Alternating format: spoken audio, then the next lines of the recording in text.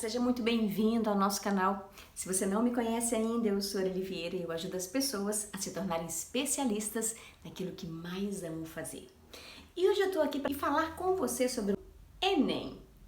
O que leva uma pessoa a fazer o Enem aos 50 anos? Talvez você não saiba, mas foi exatamente isso que eu fiz agora em janeiro de 2021. Fui fazer o Enem. Se você é da minha geração ou um pouco mais jovem, 40, 30 anos, pode ser que você esteja se perguntando, mas o que é o Enem afinal de contas, Lili?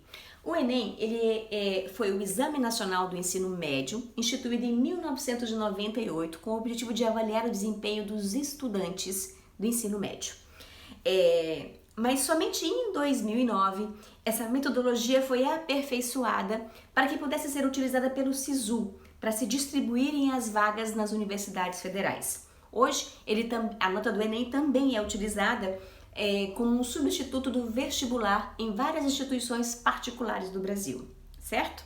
Ok. E detalhe, a nota do Enem vale inclusive para algumas instituições lá em Portugal. Então, se você fizer e for bem avaliado na prova aqui, poderá usar essa nota, você ou seu filho, caso você esteja pensando em morar fora do Brasil.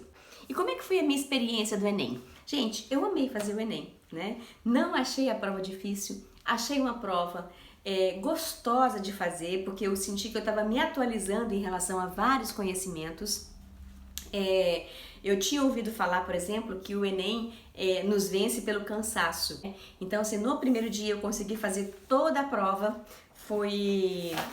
São duas provas, elas têm cores diferentes. Então, no primeiro dia minha prova foi amarela, que tem uma frase muito sutil aqui, que é: quem tem um amigo tem tudo. Mas eu gostei mais da frase do segundo dia, do caderno cinza, que foi a prova de matemática e prova de ciência da natureza. E olha só que linda a frase: seja luz nesse dia cinzento. Eu achei ótimo. Então veja, nesse sentido, a prova foi muito interessante. Então são 2 dias de prova. No primeiro dia é um dia mais longo, que é o dia em que você faz também a redação. Então você faz questões de 1 até a questão 90, mais a redação. E aqui você pode escolher, as 5 primeiras questões serão de inglês ou de espanhol, a sua escolha. Então no ato da inscrição você vai fazer essa escolha.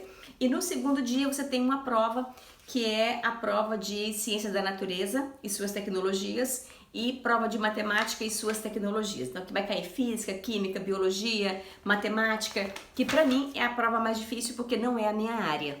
Então, nesse sentido, por mais que eu não tivesse estudado o suficiente, eu achei que foi leve fazer a prova. Então, eu acho que é importante que você saiba disso, que pode ser leve para você também. E às vezes a gente fica achando que é um bicho de 7 cabeças e nem é tanto assim, tá?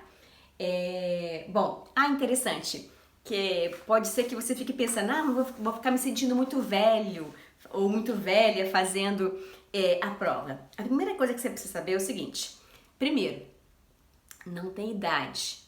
E essa questão de idade é uma questão cultural que vai nos sendo imposta e acaba que a gente ensina isso para as nossas células. Então, eu procuro sempre pensar que eu sou um ser magnífico e atemporal, não a idade. Porque a alma da gente não envelhece. Então, nesse sentido, por mais idade que você tenha, é importante que você conte a sua vida, os anos de vida e as suas vitórias, e não os anos que passaram. Então, nesse primeiro dia, eu até me surpreendi, porque o que eu percebi? A pessoa mais jovem na minha sala tinha 27 anos. Sim, eu perguntei.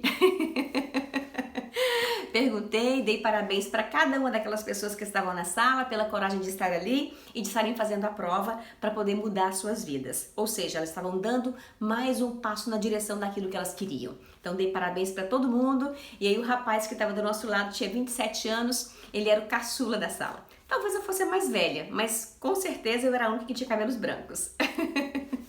E nesse dia eu fui convidada, juntamente com uma outra colega que estava na sala, a presenciar a retirada dos envelopes lacrados, um malote que é encaminhado para cada instituição que está fazendo a prova. Então a gente checou, verificou cada um dos envelopes, estavam todos lacradinhos, e a gente voltou para a sala, e aí sim, depois eles distribuíram as provas, a gente começou a fazer a prova. Então nesse primeiro dia de prova é um dia mais longo por causa da redação. No segundo dia ele é mais curto, mas a prova é um pouquinho mais trabalhosa porque tem mais cálculo. Interessante que você saiba que quando a gente chegou no segundo dia para fazer a prova, tivemos notícia de que um aluno no primeiro dia tinha sido excluído do processo. Por quê?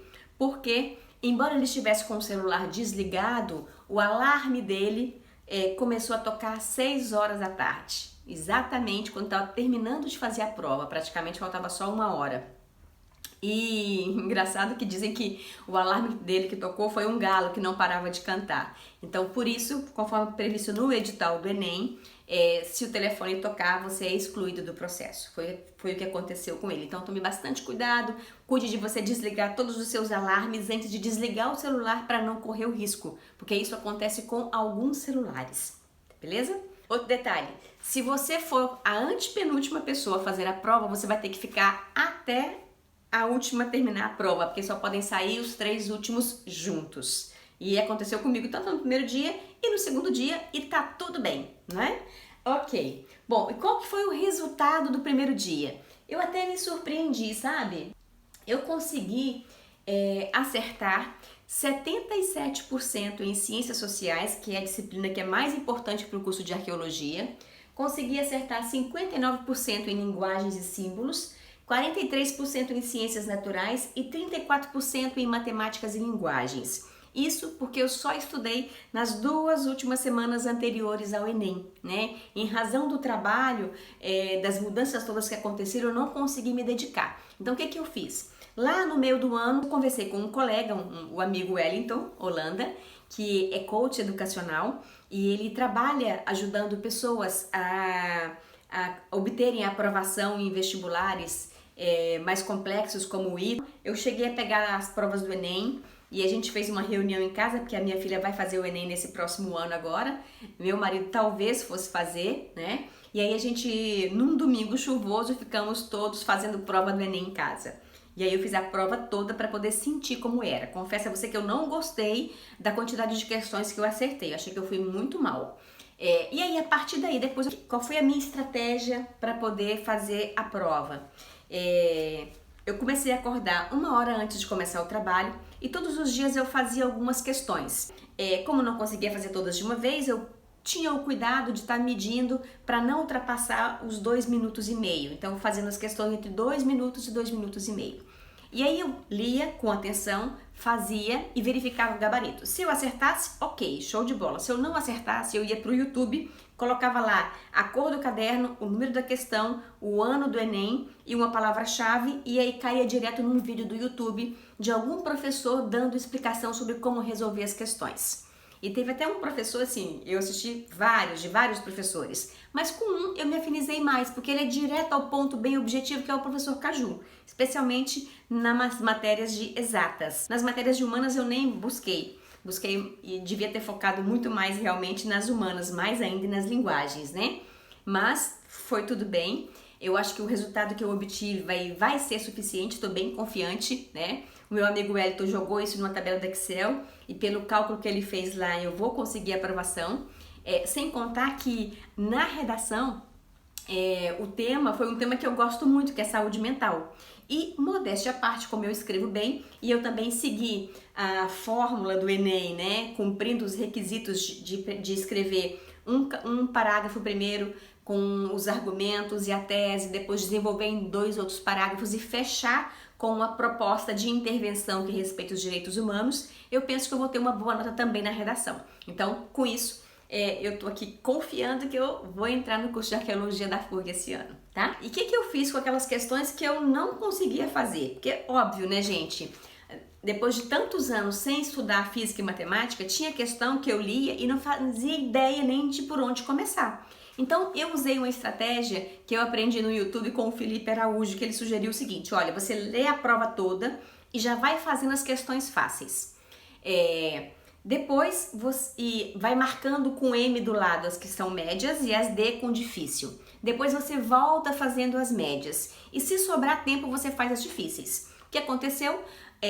No final das contas, eu não consegui fazer a prova de exatas toda. No primeiro dia eu consegui fazer toda a prova, né, com bastante consciência. Já no segundo dia não consegui todas. Aí o que eu fiz? peguei o cartão de resposta e marquei direto nele a letra A de amor, A de alegria, A de arqueologia. Mas olha, não deu certo. Por que não? Porque eu devo ter marcado nesse sistema mais ou menos umas 15 questões, né? Das 88 do segundo dia. E dessas questões eu só acertei um, acredita? Pois é. Então, a solução para você que ainda não fez o Enem é estudar mais. O Felipe Araújo, ele diz que geralmente as provas do Enem, ela tem 3 alternativas que são absurdas e 2 que são mais ou menos razoáveis, que pode te deixar na dúvida. Então, assim, mas nesse Enem, pelo menos a primeira prova que eu consegui fazer todas as questões, eu não senti isso não, viu? Eu senti dificuldade, eu achei, e ouvi outras pessoas falando a mesma coisa, que várias questões, você ficava em dúvida entre 4 alternativas, por exemplo. Então, isso dificultou um pouco no acerto das questões. Mas faz parte do processo. Acho que se eu tivesse estudado mais, teria um melhor resultado. Mas, graças a Deus, acho que esse vai ser o suficiente para eu estar fazendo o curso de arqueologia. E eu vou deixar aqui na descrição alguns links, por exemplo, do canal do professor Caju, do Felipe Araújo, que tem boas dicas, por exemplo, que eu peguei os macetes de matemática, que tinha muito tempo que eu não estudava, tive que revisar algumas questões, então foi bem bacana atualizar nesse sentido. E foi assim que em janeiro de 2021 eu fiz a prova do Enem 2020, quase aos 50 anos, para realizar o meu sonho de cursar arqueologia e buscar respostas para as questões da evolução da humanidade na Terra. Então, se você gostou desse vídeo, já deixa o seu like e compartilhe, especialmente com aquelas pessoas que estão sem coragem ou desmotivadas de darem o próximo passo para realizarem o seu sonho de fazer um curso que faça o coração palpitar, os olhos brilharem e que possa torná-las especialistas naquilo que elas mais amam fazer. Tá bom? Um grande beijo e a gente se vê por aí. E se você quiser saber qual é o meu resultado, já deixa o seu comentário aqui embaixo, que é assim que sair, lá no final do mês de março, depois do meu aniversário de 50 anos, eu passo aqui para te contar, tá bom? Um grande beijo, tchau!